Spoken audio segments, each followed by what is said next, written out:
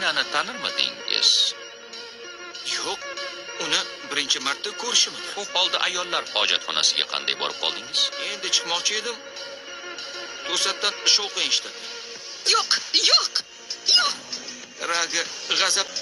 Demak, qo'lqoplarimning rangini ham ko'rgan bo'lishingiz kerak. Qo'lqoplar yo'q edi. Unda nega qotillik qurolida barmoq izlarim topilmadi? E'tiroz bildiraman, hurmatli sudya. Raga himoyamdagi shaxsga nisbatan bosim qilyapti. Hurmatli sudya, menda shu paytgacha sudda ko'rsatilmagan video yozuv bor.